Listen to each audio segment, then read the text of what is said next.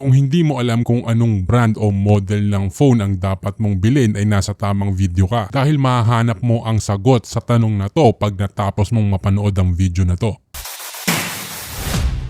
Una, pag-usapan natin ang performance. Kung gagamitin mo ang phone para sa gaming o mabigat na task, importanteng malaman mo to. May mga factors na nakakaapekto sa performance ng phone. Ang pinakamahalaga sa kanila ay ang CPU at GPU. Pwede ko tong ipaliwanag ng mas detalyado pero ayoko nang maguluhan ka at humaba pa ang video. Kaya hindi na natin to pag-uusapan ng mas malalim pero ipapakita ko sa iyo ang isang paraan. Search mo lang to sa Google OnTutu benchmark list at pindutin ang ontutu.com. Makikita mo ang listahan ng mga phone models dito. Ang listahan na to ay nagpapakita ng ranking ng mga pinakamagandang phone sa market. May mga numbers sa tabi ng phone models. Ano ang ibig sabihin nito? Ang mga numero ay nagpapakita ng scores na nakuha ng isang smartphone. Halimbawa, ang unang score ay nagpapakita ng performance ng CPU. Ibig sabihin, mas mataas ang CPU score, mas maganda ang performance ng phone sa mga tasks. Ang pangalawang score ay para sa GPU, ang pangatlo ay para sa RAM, at ang pang-apat ay para sa UX o user experience. Pero gaano nga ba kahalaga ang user experience? Ito ay nagpapakita kung gaano ka-satisfying ang phone sa pang-araw-araw na gamit. Kaya kung gagamitin mo ang phone sa pang-araw-araw na task, importante ang UX score para sa'yo. Sa performance, mas mahalaga ang mga puntos sa unang tatlong linya. Kung gusto mo magkaroon ng magandang performance at user experience, hanapin mo ang overall score sa kanan. Sa pamamagitan nito, maikukumpara mo ang mga phone models. Sa madaling salita, kapag bibili ka ng phone, piliin mo ang phone model na may pinakamataas na overall score na kaya mong bilhin base sa iyong budget. Isang paalala, kung bibili ka ng smartphone para sa mobile gaming, siguraduhin mong meron tong at least 8GB RAM. Sa listahan na pinakita ko, hiwalay ang Android at iOS devices. Pero pwede ba nating ipagkumpara ang scores ng Apple devices sa score ng Androids? Ang tamang sagot dyan ay hindi. Dahil iba ang programming interfaces ng Apple at Android devices. Kaya hindi natin direktang maikukumpare ang scores ng dalawang devices dahil sa ibang scoring mechanism. Ngayon, pag-usapan naman natin ang camera. Maraming bagay na dapat isaalang-alang sa camera ng cellphone tulad ng laki ng sensor, taas ng pixel, kalidad ng lens at aperture. Pero ayoko lang malito ko pa kaya ipapakita ko sa iyo ang mas simpleng paraan. Kung pupunta ka sa website na dxomark.com, may mga listahan dyan ng camera phone. Magagamit mo to para tignan ang mga smartphone na may pinakamagandang camera. Kung gusto mong pumili ng phone na may magandang camera, hanapin mo lang yung mga top sa listahan para hindi ka na rin maloko ng mga smartphone na merong matataas na pixel. Sa madaling salita, hanapin mo yung top smartphone para sa budget mo. Ngayon, pagdating naman sa display, una sa lahat, simulan natin sa uri ng panel. Merong tatlong uri ng panel na karaniwang makikita sa mga screen ng cellphone, ang IPS LCD, OLED at AMOLED. Again, ayaw na kitang malito kaya sisimplihan ko na lang. Ang OLED at AMOLED screen ay mas maganda ang liwanag ng contrast kumpara sa IPS LCD. Mas maganda rin ang pagpapakita ng black, white at iba pang kulay kaya mas magugustuhan mo ang OLED at AMOLED display kapag manonood ka ng video. May problema ang IPS LCD screens na tinatawag nating IPS glow dahil sa kanilang structure. Dahil dito kaya may mga nakikita kang maliwanag at makulay na ilaw sa mga sulok ng screen. Ang mga bahagi ng screen na dapat ay itim ay nagiging puti o light blue kaya hindi ito komportableng gamitin lalo na sa madilim na lugar. Kaya kung gusto mo ng magandang display, mas mainam na bumili ka ng cellphone na may OLED at AMOLED screens. Ngayon, ano nga ba ang pinagkaiba ng dalawang to? Ang AMOLED ay sumunod matapos ang OLED at ito ay pinagandang version ng OLED. Halos pareho lang sila pero mas maganda ang kalidad ng kulay at refresh rate ng AMOLED. Kaya kung titingnan natin ang tatlong uri ng panel, mas maganda ang AMOLED kaysa sa OLED at mas maganda pa rin ang OLED kaysa sa IPS LCD. Sa pa, meron tayong tinatawag na hertz value o refresh rate na nabanggit ko kanina. Ito ay nagpapakita kung ilang beses sa isang segundo na refresh ang screen. Halimbawa, ang cellphone na may 120Hz na screen ay kayang magpakita ng 120 frames kada segundo. Sa madaling salita, kapag mas mataas ang hertz value, mas fluid o mas smooth ang paggalaw ng screen. Mapapansin mo to lalo na kung nagbabrowse ka sa web. Pagdating naman sa storage, wala akong masyadong masasabi dito. Basta kung bibili ka ng smartphone, dapat at least merong 128GB. Kung may extra budget ka pa, yung 256GB. Ngayong 2024, unti-unti na din nawawala ang external storage. Syempre, dahil sa negosyo, gusto ng mga brand na magbayad ka ng mas mahal at bumili ng mga cellphone na may mas mataas at malaking storage. Ito nga pala ang Mas Mobile at ako ang iyong mobile coach. Nagbibigay ako ng smartphone tips at recommendations. Kung kailangan mo ng tulong, mag-subscribe at i-comment ang problema mo para ma-guide kita. Ngayon naman sa battery. Kung titignan mo ang detalye ng battery, dapat mong alamin ang milliampere value dahil ito yung sumusukat sa capacity ng battery. Karaniwan, mas mataas ang milliampere rating ay nangangahulugang mas mahaba ang buhay ng battery, pero hindi lang ito ang dapat mong tinitingnan. Ano ang ibig kong sabihin dito? Halimbawa, may dalawang magkaibang modelo ng cellphone na may 5,000 milliampere battery. Sa normal use, pareho silang dapat magkaroon ng parehong performance ng battery, pero maaaring magkaiba ito dahil sa iba't ibang battery optimization. Dagdag mo pa ang pinagkaiba ng display at iba pang features. Sa mga tinuro ko, siguradong mahahanap mo na yung best smartphone para sa'yo at sa budget mo. Andyan na rin sa description yung mga recommended kong smartphones.